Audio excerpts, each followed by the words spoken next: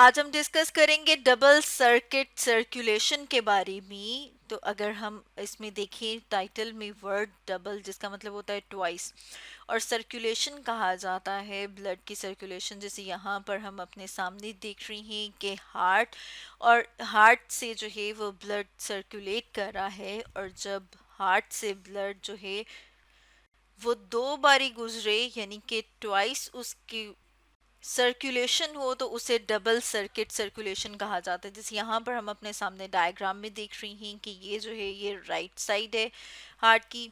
इसी तरह से हम देख रही हैं कि जो ये वाली साइड है ये लेफ्ट साइड है। और यहाँ पर ये जो हम देख रही हैं कि हमें ब्लूइश सा कलर नज़र आ रहा है, ये इसको शो कर रहा है कि जो डीऑक्सीजनेटेड ब्लड है।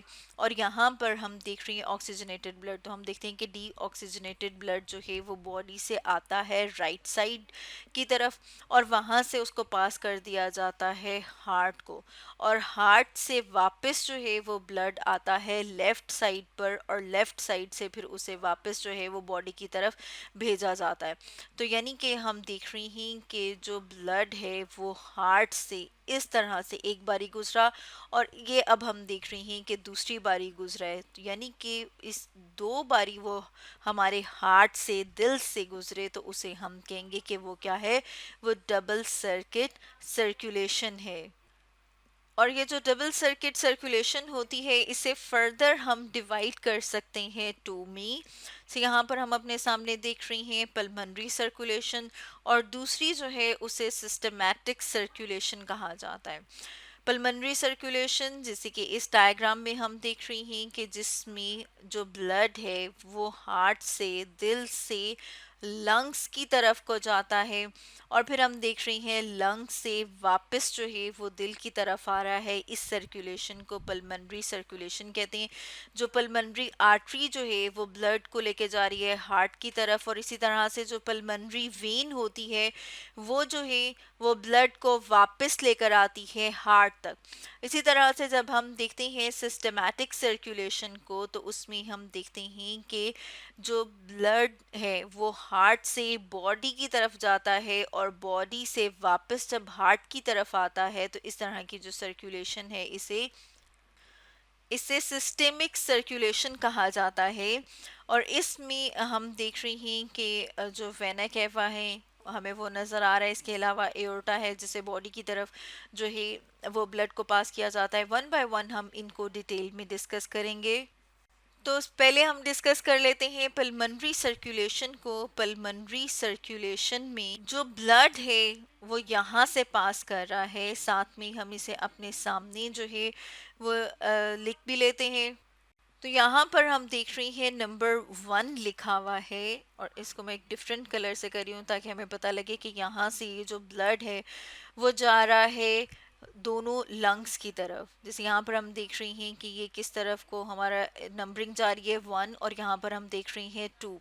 ठीक है, 2 नंबरिंग जो है वो हमारी जा रही है लंग्स की तरफ, और इसमें हम देख रहे हैं कैपिलरीज ऑफ राइट लंग, और इसी तरह से हम देख रहे हैं कैपिलरीज ऑफ लेफ्ट लंग। हम देखते हैं कि जो पल्मनरी आर्टरी है जो कि यहाँ पर है, जैसे कि हम देख रहे हैं कि ये वाली जो है इन्हें पल्मनरी आर्टरी कहा जाता है जो कि ब्लड को लेकर जा रही है लंग्स की तरफ। और ये वाली जो है जहाँ पर नंबर है 4, और यहाँ पर आप देख रहे हैं नंबर 4, इन्हें पल्मनरी वेन कहा जाता है जो कि ब्लड को वापस लेकर आती हैं हार्ट तक। यानी कि हम ये कह सकते हैं कि पल्मनरी सर्कुलेशन में जो है वो ब्लड सर्कुलेट होता है हार्ट और लंग्स के दरमियान, यानी कि जो हमारे फेफड़े हैं वो और हमारे हार्ट के दरमियान सर्कुलेशन होती है, इसे पल्मनरी सर्कुलेशन कहा जाता है। और इसमें जो है वो डीऑक्सीजनेटेड ब्लड को ट्रांसपोर्ट किया जाता है लंग्स तक। जैसे कि हमने अपने सामने यहाँ पर डायग्राम में भी देखा है कि पल्मनरी आर्टरी जो है जिसमें ब्लू कलर से जाहिर किया है कि वो डीऑक्सीजनेटेड ब्लड को ट्रांसपोर्ट कर रही है लंग्स तक, यानी कि फेफड़ों तक। और वहाँ पर जो है वो लंग्स में क्या होता है, ऑक्सीजन को एब्जॉर्ब किया जाता है जैसे कि यहाँ पर हमने अपने सामने लिखा है, और कार्बन डाइऑक्साइड को रिलीज कर दिया जाता है। यानी कि अब जो ब्लड यहाँ से लंग्स से होकर वापस आ रहा है, यानी कि पल्मोनरी वेन के ज़रिए से वापस जो है वो हमारे हार्ट तक आता है, दिल तक आता है, क्योंकि यहाँ पर हमने ह्यूमन की एग्जांपल अपने सामने रखी है। और ये आता है लेफ्ट साइड के ऊपर, लेफ्ट जो है वो एट्रियम में आता है, यानी कि ऑक्सीजनेटेड ब्लड को वापस ट्रांसपोर्ट कर दिया गया है हार्ट के पास। डीऑक्सीजनेटेड ब्लड को भेजा जाता है लंग्स के पास, और जो ऑक्सीजनेटेड ब्लड होता है वो वापस आ जाता है हार्ट के पास। तो ये जो सर्कुलेशन है जिसमें ब्लड जो है वो हार्ट से लंग्स और लंग्स से वापस हार्ट तक आता है, इसे कहा जाता है पल्मोनरी सर्कुलेशन। अब अगर हम बात करें सिस्टमैटिक सर्कुलेशन की, और इस सर्कुलेशन में जो है वो ब्लड ट्रेवल करता है हार्ट से बॉडी के जितने भी सेल्स और टिश्यूज हैं उन तक। तो जैसे यहाँ पर हम ले आए हैं कि ये कहाँ पर जाता है, कैपिलरीज में। कैपिलरीज जो ब्लड वेसल्स जब डिवाइड करती हैं, और जो सबसे बारीक वाली ब्लड वेसल्स होती हैं उन्हें कैपिलरीज कहा जाता है, जो टिश्यूज तक ब्लड को लेकर जाती हैं। और सिस्टेमिक जो सर्कुलेशन होती है, इसके ज़रिए से ऑक्सीजनेटेड ब्लड जो है उसे बॉडी तक ट्रांसपोर्ट किया जाता है। तो हम साथ साथ अपने सामने डायग्राम में भी देख लेते हैं। यहाँ तक हमने देख लिया था नंबर 5 तक। अब अगर हम नंबर 6 की बात करें तो लेफ्ट एट्रियम से हम देखते हैं कि जो ब्लड है वो कहाँ पर आ गया है, वो आ गया है लेफ्ट वेंट्रिकल में। और लेफ्ट वेंट्रिकल नंबर 6। अब हम नंबर 7 की तरफ देख रहे हैं कि इसके बाद ब्लड जाता है एओर्टा में। एओर्टा से फिर फर्दर हम देखते हैं ब्लड वेसल्स जो हैं वो डिवाइड करती हैं, और फिर कैपिलरीज जो हैं वो ब्लड को आगे जहाँ तक लेके जा रही हैं, उसमें हम देख रहे हैं हेड, चेस्ट और आर्म, मतलब जो हमारे अपर बॉडी पार्ट्स हैं। और इसी तरह वहाँ पर मौजूद जो कैपिलरीज हैं वो मिलके वेन्स बनाती हैं, जो इन एरिया से डीऑक्सीजनेटेड ब्लड को वापस लेकर आती हैं हमारी बॉडी से जो हार्ट का राइट वाला पोर्शन, राइट आर्ट्रियम है, वहां तक। जैसे यहाँ पर हम देख रहे हैं नंबर 8 और नंबर 9, और फिर हम देख रहे हैं नंबर 10। इसी तरह से हम देख रहे हैं कि नंबर 8 और नंबर 9 जो है वो यहाँ पर भी लिखा हुआ है, क्योंकि इस जो ऑक्सीजनेटेड ब्लड है वो हमारी बॉडी के बाकी रीजन जैसा से कि एब्डोमिनल रीजन है, लेग्स हैं, वहाँ तक आता है।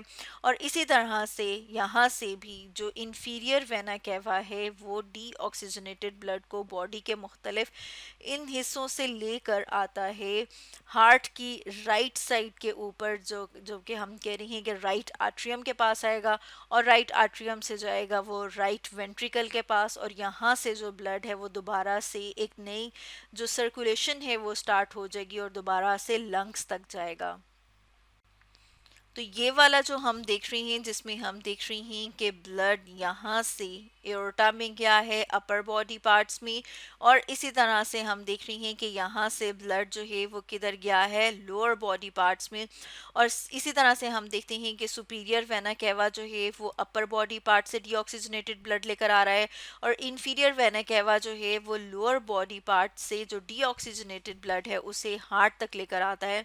तो ये वाली जो सर्कुलेशन है इसे कहा जाता है सिस्टेमिक सर्कुलेशन।